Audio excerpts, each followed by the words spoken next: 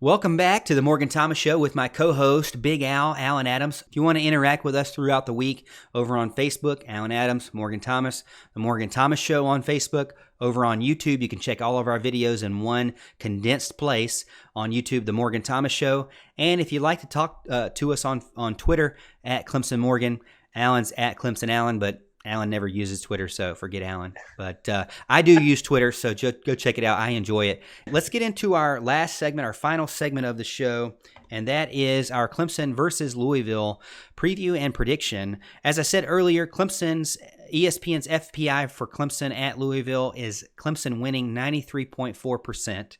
Chance to win the game. The game's at 12 o'clock, so you can wake up and eat your breakfast and get ready for the game right after College game day and watch Clemson game. They're in Louisville, like I said, over on ABC. Trevor Lawrence right now is 101 and 161 for 1,301 yards, 11 touchdowns, and 6 interceptions. Micale Cunnigham, their quarterback, has 820 yards, 7 touchdowns, and 1 interception. Louisville is a team that has a balanced attack, 262 yards passing per game, 227 yards rushing per game. Clemson's defense is light years better, though, than what they're used to. Clemson's defense can hold people to 254 yards allowed, from what they're used to, which is 439 yards allowed from their other opponents. So Clemson is way better than most of Louisville's opponents. A lot of people are saying they're worried about Louisville because of their attack on offense, but this is a defense unlike anything they've seen this year.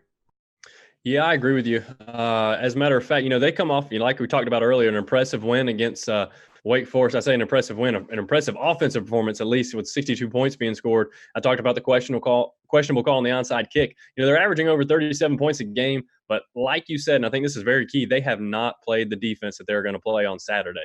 I think that is a big deal here. They have 3 quarterbacks that kind of split some playing time with, like you said, Micale Cunnigham gets the majority of those snaps. All the quarterbacks I'd consider dual threats. They're able to run as well when plays break down. That poses a big problem for defenses. Not only does Clemson have to prepare for a mobile quarterback, they got to prepare for 3. Okay, that's something you don't usually see. So I think the closest comp game you can get right now to the Clemson game is Notre Dame when they played them at the beginning of the year, and Louisville lost 35-17. Now, considering the low expectations Louisville had coming into this year, that's not a real bad performance, to be honest with you. I'd argue they've improved offensively since then. Maybe it's just the teams they've been playing. I know they haven't played any really good defenses, but you got to really like what you see from them. You talked about the balanced attack. That's another big deal in why they've been able to score so many points. Clemson's had a tough time at Louisville in the past. You look at some of our past games there, and they have come down to the wire, even when we were a more talented team. It's not an easy place to play, so I think you have to take that into account here. However, I think the talent gap is simply too wide to ignore right now. Even though they've got some good things going on at Louisville, with, I guess, in relation to what they expected coming into the year. Venables is going to have a great game plan to slow these. Clemson appears to have found, somewhat of an offensive rhythm. After the playbook was opened up a little bit against FSU, and I look for that to continue. I think the gap is just too wide, and the Cardinals won't be able to handle their toughest test of the season, especially since it's a noon game. You don't get that night atmosphere. It's not going to be quite as crazy. I think the Tigers are just going to kind of take it to them this weekend, and I hope I'm right. You have to give a special shout out to Scott Satterfield, previously at Appalachian State. Absolutely. He's got the Cardinals on the right track, man. They were last year 2-10, and this year they're currently 4-2. So big improvement from last year. I picked them against Florida State, and they just couldn't take the lead. And then Alex Hornibrook came in and beat them. I felt like that I was a believer in Louisville a lot more than I definitely was last year. They barely beat Boston College, and that shows you kind of just a horrible defense there, and barely was able to come out with a win. Clemson is 16th in red zone defense. Wake, Boston College, and Florida State, all teams that they've already played this year, were 80th or worse. So, as I said, this Clemson defense is going to be completely different, night and day from what they're used to. It's going to be a big wake-up call for Louisville's high-scoring offense. Louisville on Twitter just recently came out and said, hey, we have one of the best offenses in college football at 6.95 yards per play. which is actually better than Clemson. Clemson's right behind them at 6.87 yards per play. Mm-hmm. But as we were saying, what does that really mean when you're playing defenses that are not in the top 80 of college football? And that's a lot of teams, so that's even outside of the Power 5 conferences really at that point. So you're looking at Louisville. I think I don't see them not scoring.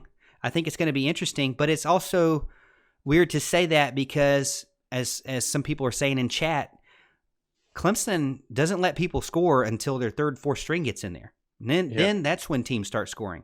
I'm really interested to see if how many points Louisville can put up. If they can put up a couple points, I kind of give them a little respect points there to see what they can do against that starting defense. Do I think that they can continue to hang with Clemson? Oh, no. I think Louisville is definitely one. If they're going to score any points, it's going to be early and kind of catching us off guard. And then later on in the game, I don't see them scoring much at all. That's one theory for me. The other theory is they get stopped immediately, and it ends up being like every other team Clemson has played so far. They get stopped immediately, 0 in the first quarter, 0 in the second quarter, maybe 7 in the third quarter, maybe 7 in the fourth quarter. That's kind of what Florida State did. I think I could see the same happening for Louisville as well. Travis Etienne and Trevor Lawrence came into the Florida State game, made the adjustments necessary to dominate that game. 127 yards rushing, which is really what we wanted to see from him consistently every single game. So it's nice to see him back on it. Trevor Lawrence rolling out to the right, throwing across the middle, not only throwing to the sidelines, all things that we wanted to see him adjust on. The offensive play calling, going back to the pistol formation and doing more traditional runs, more things that we wanted to see adjustments made. Scott and Elliott, as I said earlier in the show, are doing all the things necessary, and that Clemson offense is doing all the things necessary. There's nothing for me to think that they won't blow out this Louisville team, even though it's a road game. I think that if you give me Clemson, Louisville, and the odds are right now minus 24.5. Let me double check that real quick and see. It is Clemson, Louisville, minus 24 on Yahoo right now. So if you give, I think Clemson can definitely beat them by more than 3 touchdowns and a field goal. So give me Clemson minus the 24 points. Yeah, those are some good takes there. It's funny when I come up with my score prediction, not only do I pick against the spread, I always give my score prediction for the end of the game. In every single week, you start thinking about it, and it's like, look, eventually teams are going to sneak up and get a few touchdowns on us, and every week it seems like I give the other teams more credit than I should against a Brent Venables defense, because this defense has really done a good job of holding people to low point totals. I think the only time that a team has gotten to my point total was North Carolina, and of course they shocked everybody, even though they didn't score a ton of points. I don't think I gave them credit, but for about 13 or 17 or something like that. But the defense for Louisville is just atrocious. Their pass defense is horrendous. And when you've got the likes of Higgins, Ross, Rogers, and Ngata, Lads, and all those guys coming at you, I think it's going to be a very long day and a very fun day for Trevor Lawrence to try to throw around to those guys. I think they're going to be able to get a lot of passing yards. And I think Etienne's going to have a good day as well. Again, I think he is starting to turn that corner. I think he's running hard. I think he's running with a purpose. I think we're going to see a lot more from him as well. As far as this game is concerned, the line has actually moved up. When I looked at it originally, it was Clemson minus 22.5, and I think you said it was minus 24 now. I have a hard time believing that Clemson cannot cover that, even kind of contradicting the stuff I said before about Clemson kind of having a hard time there in Louisville. We've had some close games go down to the wire. Again, I think that was a different time. Most of those were night games. I think both of those were probably night games. I can't really remember.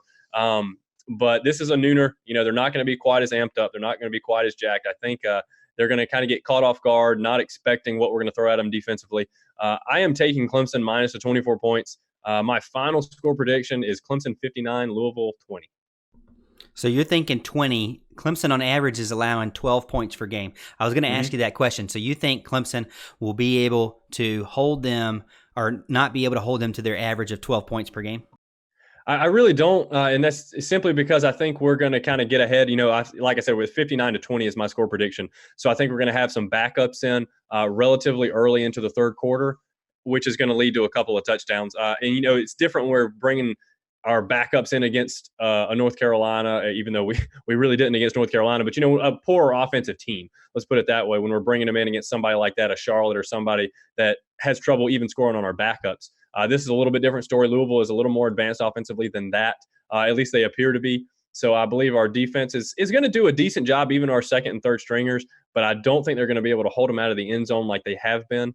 And, of course, the home field advantage is obviously going to kind of push them over the edge a little bit there. So I'm going to give them 20 in hopes that they get, 0. but I'm going to give them a little bit more credit than that in this game. So 59-20 is kind of what I'm thinking. I definitely see Clemson scoring 50 in this game because if you look at it, this is a Clemson offense that almost has 500 yards per game.